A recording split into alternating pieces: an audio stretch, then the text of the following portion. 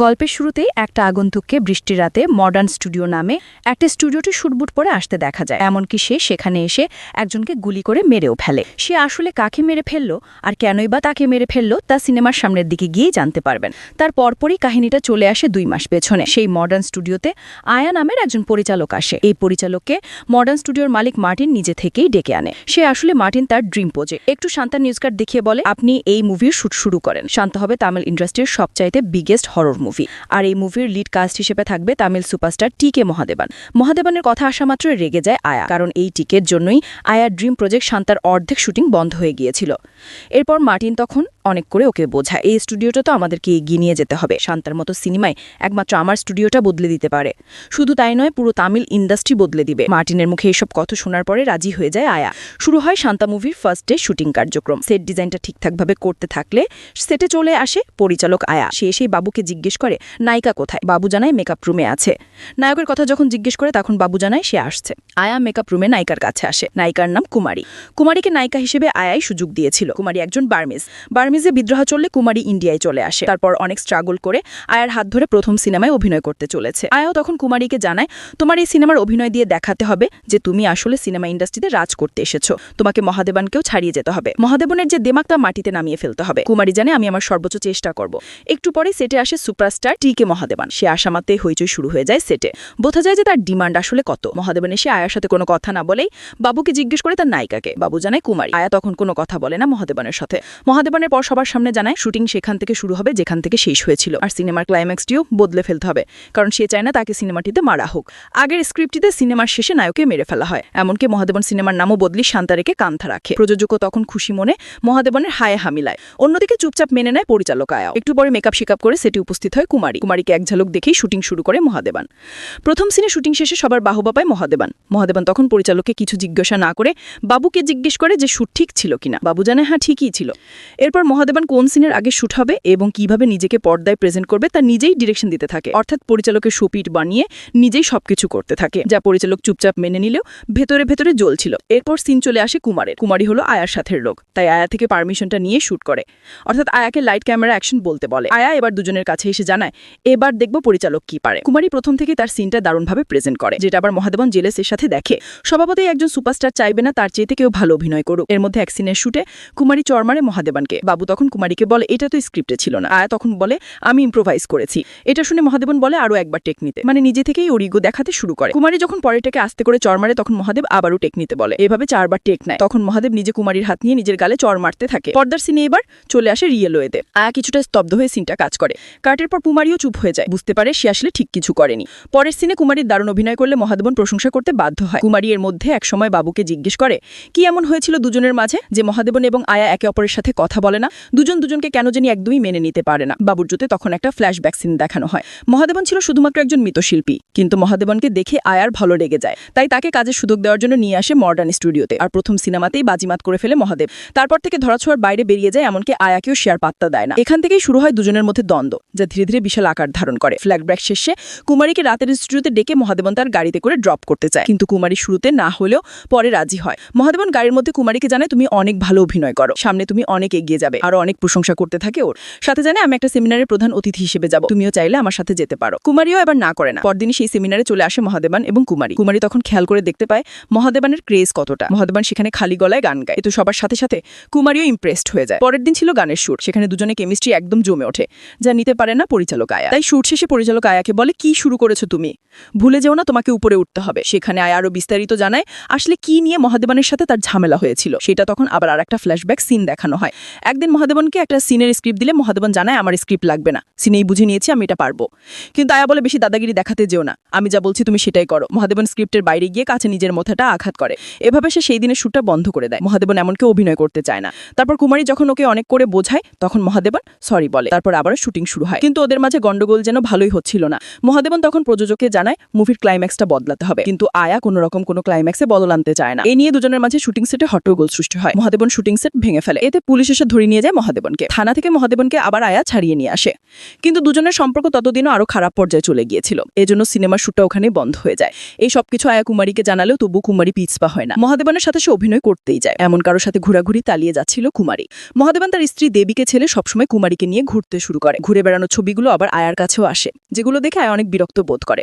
এরকম চলতে চলতে একদিন দুজনে খুব কাছাকাছি চলে আসে, এমনকি ইন্টিমেটও হয়। ইন্টিমেসির মুহূর্তেই কেউ একজন আবার জানালার ফাঁক দিয়ে ওদের ছবিও তুলে রাখে।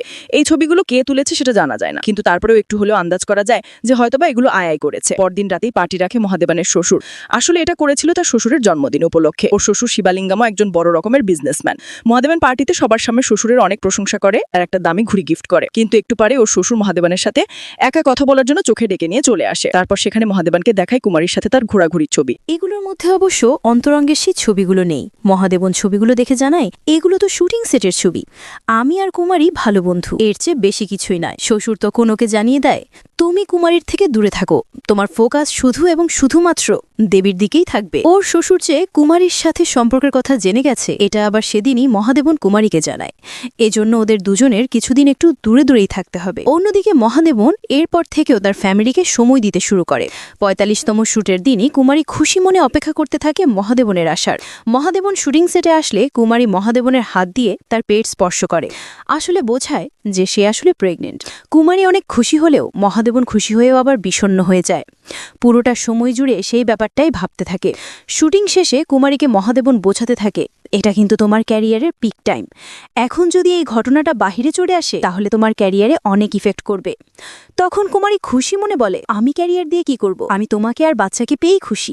মহাদেবন তারপরেও কুমারীকে বোঝাতে থাকে, প্রেগনেন্সি ব্যাপারটা যদি কেউ জানতে পারে তাহলে অনেক বড় মাপের ঝামেলা হয়ে যাবে। এজন্য বাচ্চাটাকে আমাদেরকে নষ্ট করতে হবে। তবে কোনোভাবেই অ্যাবর্শনটা করতে চায় না কুমারী, বলে এটা আমার ভালোবাসার নিশানা। এই ব্যাপারটা আবার আড়াল থেকে শুনে ফেলে একজন। এই ব্যাপারগুলো ঘটে যাওয়াতে বড় রকমের চিন্তার মধ্যে পড়ে যায় মহাদেবন। একদিকে শ্বশুরের থ্রেট, অন্যদিকে কুমারী প্রেগনেন্ট। বড় বিপদের মধ্যেই পড়ে গেছে মহাদেবন। পরের দিন শুটিং সেটে একটা কাচের লাইট মহাদেবনের মাথা থেকে একটু দূরেই পড়ে।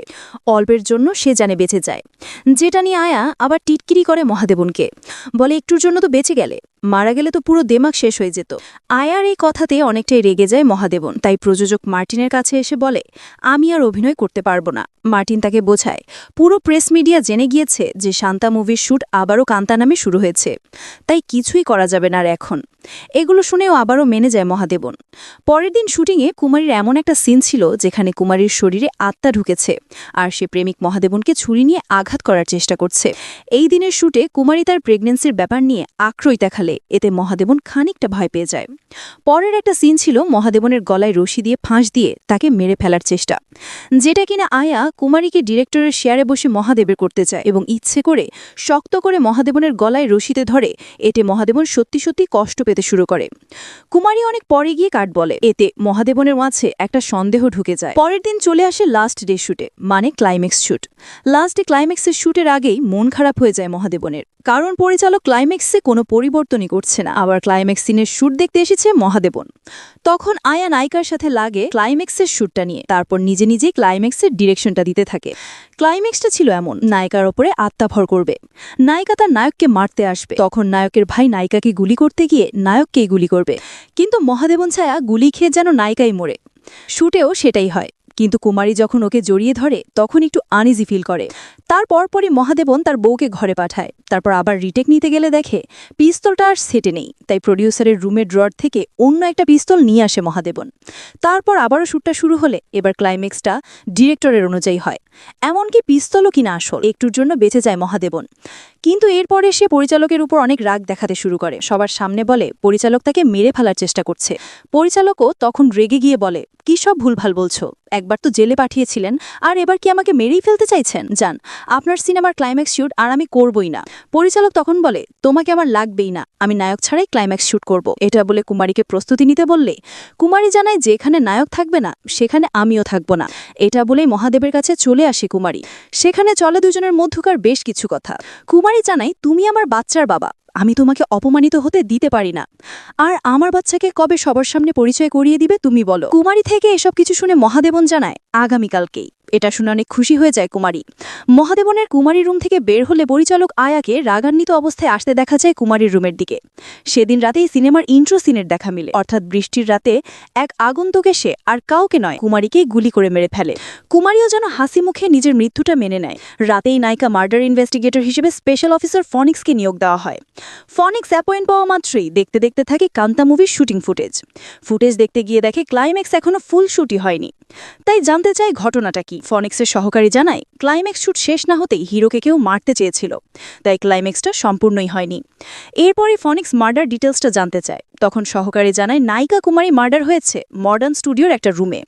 সেখানকার প্রত্যক্ষদর্শীরা জানিয়েছে মাঝরাতে সে একটা বাড়ি দেখতে পায়। তারপর ফ্লোরে রক্তমাখা জুতোর দাগ দেখে কুমারীর রুমে আসে। তারপর দেখতে পায় কুমারী মৃত পড়ে আছে, পাশে স্তব্ধ হয়ে বসে আছে পরিচালক আয়া। এই সব কিছু শুনে পরিচালকের কাছে চলে আসে ফনিক্স। এসে পরিচালককে জিজ্ঞেস করে, আপনি কি নায়িকাকে মেরেছেন?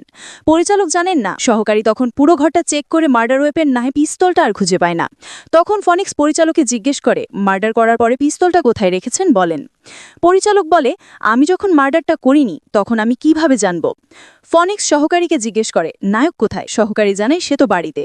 তখনই ফনিক্সের কাছে কল আসে পুলিশ কমিশনারের। কমিশনার তখন ফনিক্সকে বলে, এটা ওপেন শর্ট কেস, যেহেতু মার্ডার লোকেশনে পরিচালক ছিল তাই ওকে পরিচালকই মেরেছে। তার নামের চার্জশিটটা তৈরি করো আর ওকে অ্যারেস্ট করে ফেলো। ফনিক্স তখন বলে, মার্ডার ওয়েপেন তো এখনো পাওয়া যায়নি, আর এই কেস নিয়ে নায়কের সাথে আমার কথা বলতে হবে। কিন্তু কমিশনার অনেক প্রেশার দিয়ে পরিচালককে গ্রেফতার করতে বলে। ফনিক্স তো তখন হ্যাঁ জানিয়ে কলটা কেটে দেয়। তারপর একজনকে নায়কের বাড়িতে পাঠায় স্টুডিওতে আসার জন্য। পরের দিন সকালে পুলিশের বলাতে মহাদেবন জানতে পারে স্টুডিওতে মার্ডার হয়েছে কুমারী। তাই সে বেরিয়ে পড়ে। এদিকে স্টুডিওর সবাইকে একত্রিত করে। ফনিক্সে জিজ্ঞেস করে সর্বশেষ নায়িকাকে কে কে দেখেছিল। রানী নামের একটা মেকআপ আর্টিস্ট হাত তোলে। ফনিক্স রানীকে ইন্টারগেট করতে শুরু করে। রানী জানায়, কুমারীর সাথে সর্বশেষ পরিচালকই আমি দেখেছিলাম। পরিচালক অনেক ক্ষিপ্ত ছিল কুমারীর ওপর, কারণ কুমারী মহাদেবানের সাথে সঙ্গ দিয়েছিল।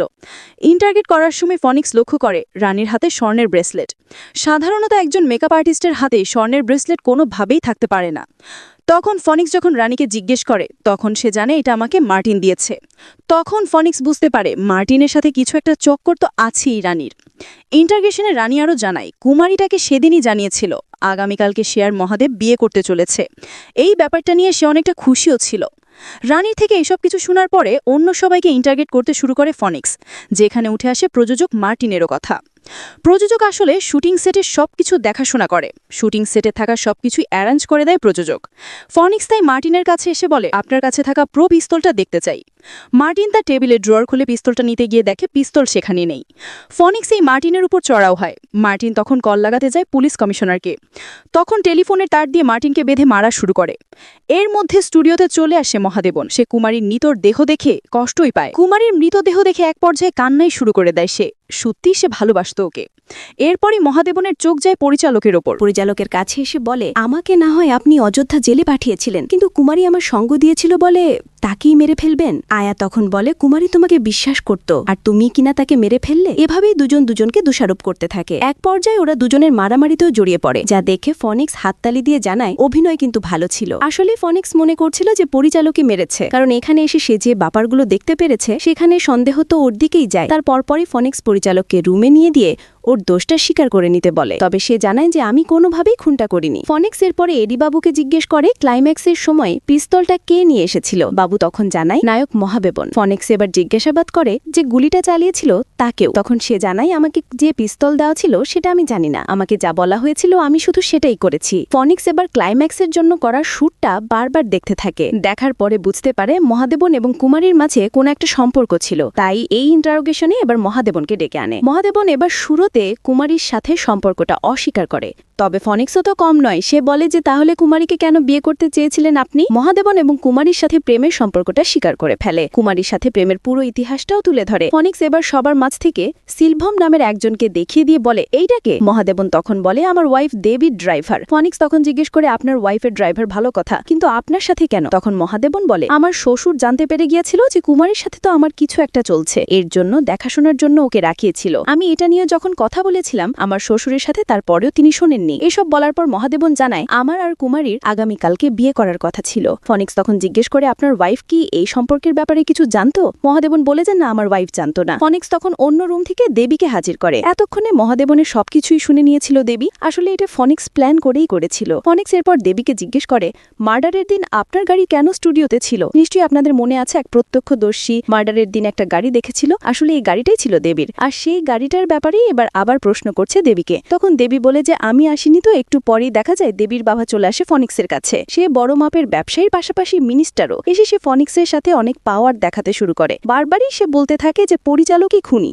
ওকে গ্রেপ্তার করুন। তখন ফনিক্স ডাক দেয় সিলভানকে। ফনিক্স সিলভানকেই আসলে সন্দেহ করছিল। সিলভান ফিরুর ভসে সত্যটা বলে দেয়। বলে মহাদেবন এবং কুমারীর সম্পর্কটা আমি কোনোভাবেই মেনে নিতে পারিনি, কারণ ছোট থেকেই দেবীকে আমার নিজের মেয়ের মতো করে আমি বড় করেছি। তাই ক্লাইম্যাক্সের দিনে কুমারীকে মারার জন্য আমি পিস্তল বদলিয়ে দেই। সিলভান এই ব্যাপারটা অকপটে স্বীকার করে নেয়, কিন্তু তারপরও এই কেসটার কোনো রকমের কোনো সুরাহা হয় না, কারণ আসলে কুমারীকে কে মেরেছে সেটা তখনও জানা যায় না। কিন্তু প্রাথমিকভাবে মহাদেবন দেবী এবং দেবীর ড্রাইভার সিলভানকে নিয়ে সে দেবীর বাবার সামনে চার্জশিট তৈরি করে। তার পরপরই সহকারীকে নিয়ে ফনিক্স আবার চলে আসে মার্ডার রুমে, গিয়ে সবকিছু পর্যবেক্ষণ করতে থাকে। কুমারী মারা যাওয়ার সময় হাসি মুখে ছিল, তার মানে কুমারীকে যে মেরেছে সেটা কুমারীর কাছেরই কেউ। আবার রক্তমাখা বুট জুতোর ছাপ পায়। ফনিক্সের সন্দেহের তালিকায় সবার আগে আসে মহাদেবন, কিন্তু এরই মধ্যে সেখানে চলে আসে পুলিশ কমিশনার, আর ফনিক্সকে বলে তোমাকে না বলেছি নায়কের থেকে দূরে রাখবে। এটা বলেই নায়ক এবং তার ফ্যামিলিকে নিয়ে চলে যেতে থাকে। তখন ফনিক্স ওকে আটকায়। তারপর বিভিন্ন আই উইটনেস দেখিয়ে মহাদেবনকে গ্রেপ্তার করলে প্রথমে প্রযোজক মার্টিন রেগে যায়। তারপর সেটের বাবু সহ সবাই বলে নায়ককে ধরে নিয়ে যাবেন না, ক্লাইম্যাক্স শুট করা এখনো বাকি।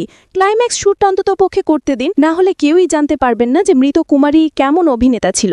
তখন মহাদেবন বলে আমাকে শুধুমাত্র ক্লাইম্যাক্সের শুটটা করতে দিন, তারপর না হয় আমাকে গ্রেপ্তার করে নিয়ে যাবেন। সবার কথা শুনে ফনিক্স রাজি হয়। মৃত কুমারীকে নিয়ে শুরু হয় লাস্ট মুহূর্তের ক্লাইম্যাক্স শুট, যেটা মহাদেবনের মন মতোই হয়, অর্থাৎ নায়িকার মৃত্যু। সেই সিনে মহাদেবন একটা রিয়েল পারফরমেন্স করে। নিজের ভালোবাসার জন্য সে কান্না করতে থাকে। এটা দেখে পরিচালক নিজেই করতালি দেয়। সবাই এরকম রিয়েল পারফরমেন্স দেখে হাততালি দেওয়া শুরু করে।